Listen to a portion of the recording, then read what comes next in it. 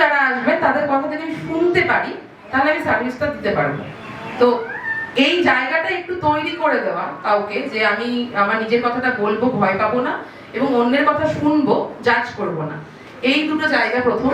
তারপর মানে বাচ্চাদের আমি কোন সময়টা কিভাবে কি কি গাইডেন্স দেবো, একটা ক্লাসের ফরম্যাট, সেই ধরনের ক্লাসে কি কি থাকবে, মানে যেটাতে আমরা সবসময় শুধু এডুকেশন অর্থে বইয়ের ওপর জোর দিচ্ছি, যেখানে ইচ্ছের জোরটা একটু অন্য জায়গায় থাকবে। ইচ্ছের জোর থাকবে ইন্দ্র যে কাজটা করাচ্ছে পরিবেশের উপরে, কোথাও যেন একটু যদি একটু বাইরে যদি জায়গা থাকে, একটা উঠোন হোক, বাগান হোক, বা একটু ঘাসের জমি হোক, যাই হোক, সেই জায়গাটাতে বাচ্চাকে দিয়ে কি করানো যাচ্ছে। অনেকগুলো জিনিস আমরা সম্পূর্ণ নেগলেক্ট করছি আজকের দিনে, যেমন স্পোর্টস।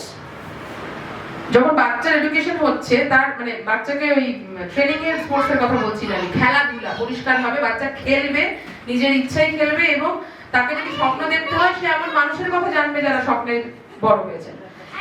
এই জায়গাগুলো দিয়ে বাচ্চাকে তৈরি করার জন্য যে গাইডেন্সটা, কিছু জিনিস লাগবে, বই একটা, আমি জানি না যারা ডে কেয়ারে রাখেন সেই ডে কেয়ার গুলো বাংলা বই রাখে কিনা বাচ্চাকে পড়ে শোনানোর জন্য, কোনো ক্রেশ বা কোনো ডে কেয়ার রাখে কিনা আমি জানি না। সেই জায়গাটা তোমরা যারা জানো তারা জানো, যে ইচ্ছের সংগ্রহে যে জায়গাগুলো, মানে ইচ্ছে এতদিন ধরে কাজ করে যে জায়গাগুলো সংগ্রহ করেছে সেটা আমি দেব, যে অডিয়েন্স সংগ্রহ করেছে সেটা আমি দিতে পারবো, এইগুলো আমি জানি আমি দিতে পারবো, কিন্তু আমি ফিজিক্যাল স্পেস ওটা দিতে পারবো না।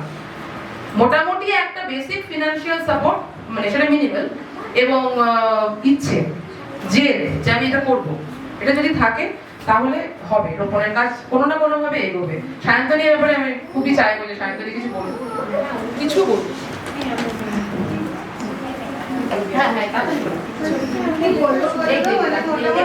কিন্তু ডে কেয়ারের যেরকম ইনফ্রাস্ট্রাকচার এখন লোকজন চায়, সেটাও তো মানে একটা মিনিমামে দেওয়াটা।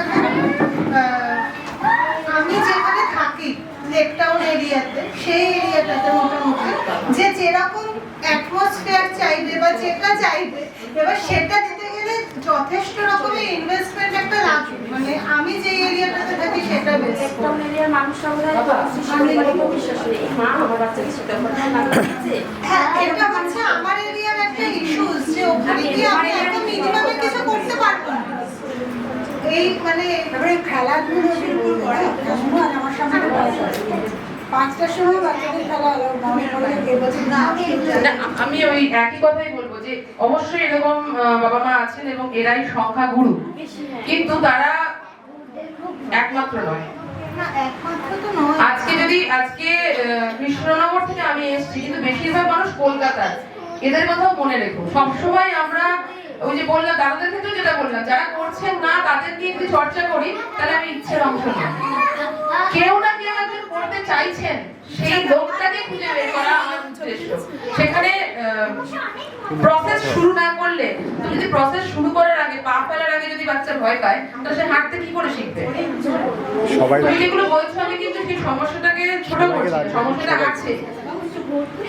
তুমি বলছো মানে এটাকে তুমি ভিনটেজ বলে চালাও, তোমার এলাকায় বলছো তো, তুমি একটা পুরোনো বাড়িতে যদি শীতল পাটি বিছিয়ে ভিনটেজ ডে কেয়ার করে চালাও, যদি সেল না হয় কলকাতায়, তাহলে আমি আমার মানে কি বলবো, ইচ্ছে কিসে দিয়ে দেবো আমি জানি না। কলকাতা তো শুধু একটা ট্যাগিং চাই। কলকাতা কি চাই? কলকাতা ট্যাগিং চাই। ট্যাগিং হলে একটা ব্র্যান্ডিং হলেই আমি ব্র্যান্ডিং দেবো। ব্র্যান্ড মানে সেই অডিয়েন্সের সেই জায়গাটা বুঝে আমি ব্র্যান্ডিং দেবো, যে ব্র্যান্ড লোকে, কিন্তু তুমি তোমার কাজটাও করবে। এই আমি আশাবাদী, কিন্তু এরকম নয় যে আমি ভয়টাও পাচ্ছি না বা যে সমস্যাগুলো আছে সেটা বুঝতে চাইছি না, কিন্তু প্রথম স্টেপটা নেওয়ার যার ইচ্ছা আছে, প্রথম স্টেপ খুব বড় হবে না। আমি নিজে ফিনান্সিয়াল রিস্ক নেওয়াতে বিশ্বাসী নই। যার কাছে ফিনান্স নেই সেটা বিশাল ফিনান্সিয়াল রিস্ক নেবে, তার নিজেই চাই না, কাজে তোমাদেরও বলবো না। সামনে করে দেখাও। আমার বর্তমানে আমি হাওড়ার মাধুরী, কিন্তু বর্তমানে আমি বাগুইহাটে থাকি এবং একটা ফ্ল্যাট নিয়ে থাকি, মোটামুটি বড়, একদম একা থাকি।